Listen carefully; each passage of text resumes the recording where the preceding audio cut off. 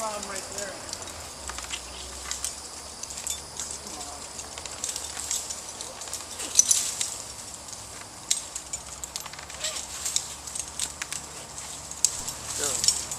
Hello, my name's ONeils. We're here today to do a crown cleaning. We're going to show you a little bit about how that's done.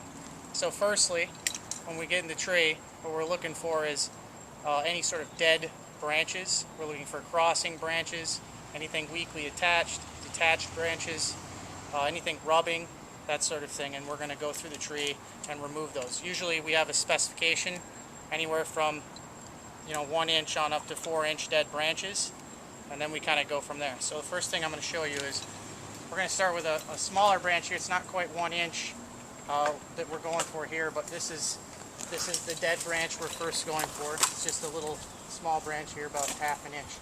But the first thing on a dead branch, it's not as big of a deal to make such a important cut as it would be on a bigger branch, where we would want to leave some of the branch that's connected to the tissue of the main limb here, the parent stem. So you see this bulge, we would want to leave some of that, along with any sort of branch collar in there, or bark ridge. If you see this here, we kind of remove this, it would be something like that there on a bigger branch. But on a smaller branch, we're going to cut it pretty close, especially when it's dead. But we're going to just do this here and there, and then throw this down. And usually when we're doing this, a lot of debris builds up in the tree. So a lot of times at the end, we got to go through and thoroughly clean the tree out. And sometimes we do miss some, unfortunately, and they hang in the tree and then fall later, but we try to get everything we can. As you can tell, a lot of times it's hard to see what's there, especially in other types of pruning, where we're taking off greener branches with green foliage. So the next branch I'm going to show you is this one here below my foot. We're going to ascend down to it, or descend I should say. And we're going to do the same thing here. Alright, and we're going to remove that branch. And then here we got another branch that does have a little bit of green on it, but the tip's mostly dead there.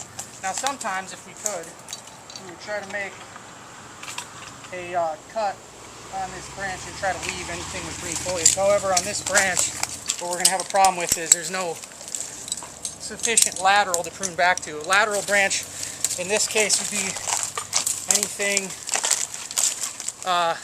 that's substantial enough to support or take over the dominant role. So when you're looking at this branch, this would be your lateral branch. However, that's not sufficient. We can't, make a cut here and have this be our branch. So I'd probably get rid of this branch because there's very little foliage left in it. What we don't want to do, though, is end up cutting out all of the interior foliage in the tree. So I'm going to make this a little bit better.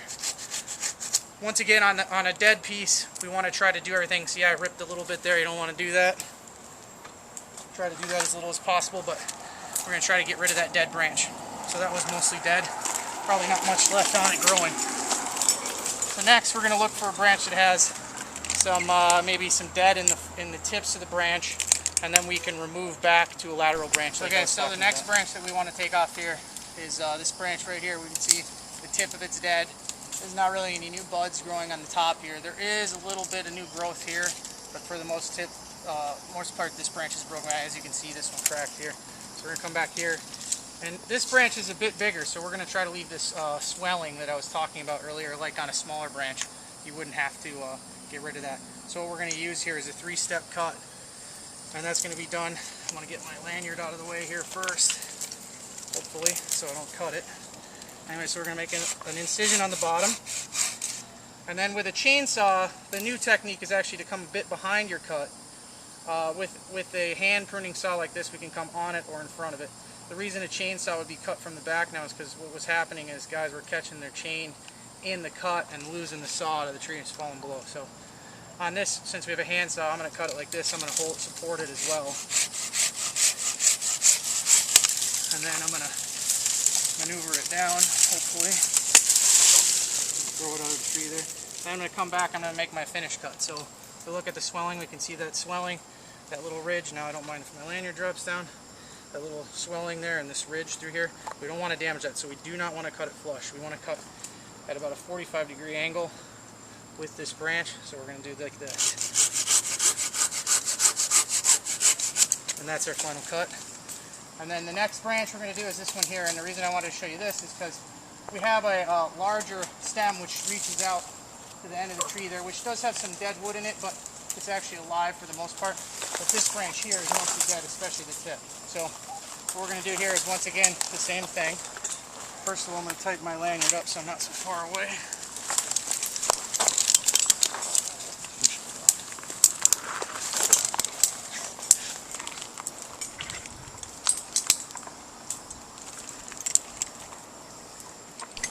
Alright, so I'm going to be removing this branch here, and what we're going to do first is make the 3-step cut again. We're going to cut on the bottom where it's going to crack, and then I'm going to come back on the top and make a cut on the top, so that way when it breaks we don't wind up splitting the bark back and peeling it down the branch, which would invite into decay and disease. Make my third cut.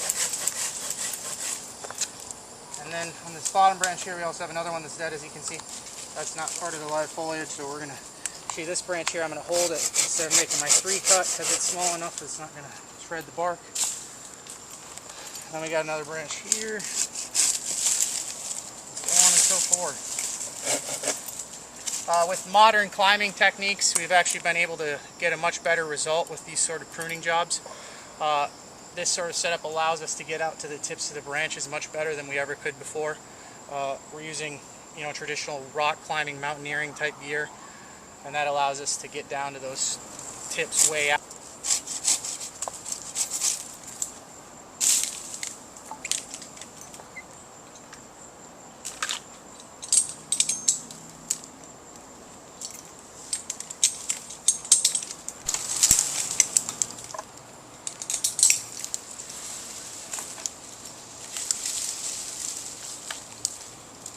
Now I can show you from here probably how we'd make these cuts so we can keep this branch without losing it. Hopefully we can encourage some upright growth. Gotta be careful with my hand there. All the saws are pretty sharp. Here we're gonna go with this branch right here, this small lateral. We're able to keep a lot of it and get rid of some of the downward growth there.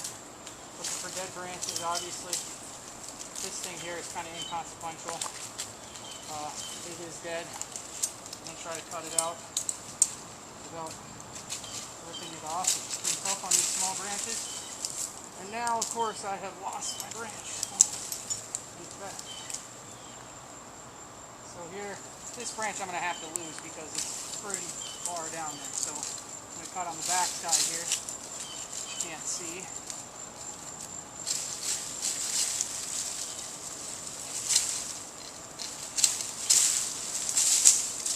And then we have pretty much a whole branch that's alive. We got a little bit here that's still dead. Let's see what we got.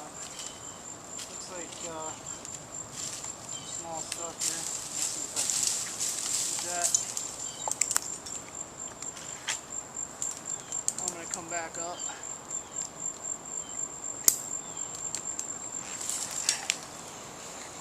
First I'm going to attach this here.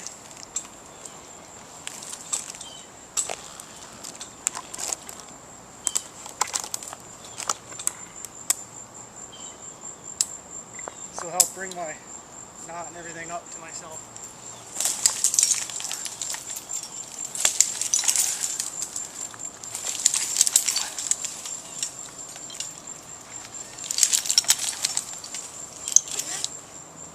Bring that up, sit back in my saddle. I'm up to where I want to be again. And hook my foot ascender. There's a dead branch right there, look at that.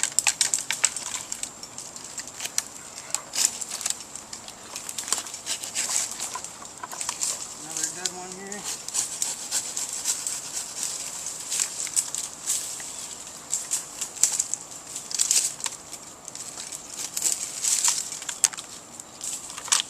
Alright, so now we're back. Next thing I was going to show you is a crossing branch or a rubbing branch. You can see here. This branch isn't really rubbing a lot yet, but it's getting close, and as it gets bigger, it's going to be rubbing this branch, which is a much bigger branch and more, it's better to leave something like this. So what we're going to do here is prune this back to a lateral branch. So a lot of times we try to figure out how we can keep as much foliage as possible. That way we do less stress to the tree every time we're here. So First thing I'm going to try to do here is lift this thing off without having to come back to this stem here. I'm going to prune first this end off and see if I can keep that. I don't know if it's going to actually work, so we'll try it and see what happens. So first I'll start my cut, hopefully, and then I'm going to hold it so I don't rip the bark down.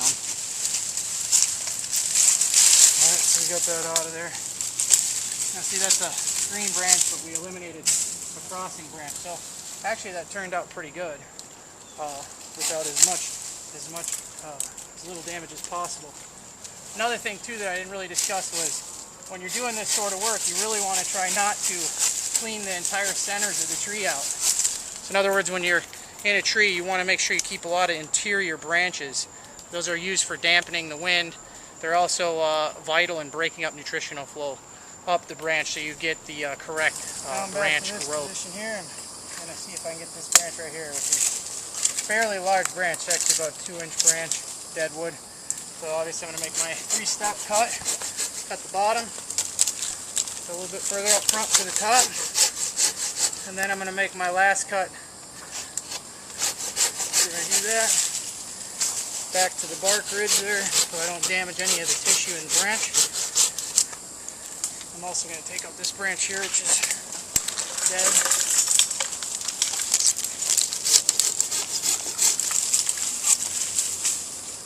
Almost got my rope.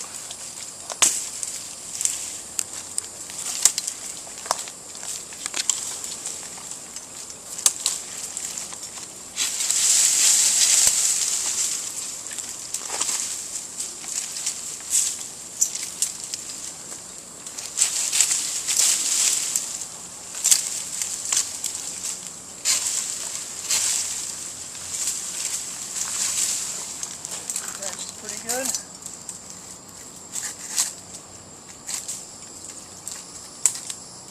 This kind of just snaps off. Sometimes when they're small, they'll just break and you don't have to cut them.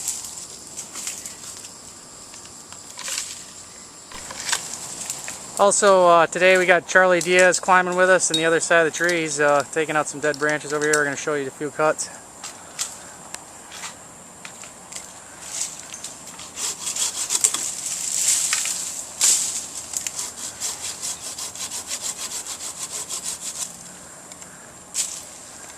See, he made a bigger cut farther out so that the wood wouldn't split. Then he made his final cut in rather than a 3-step cut.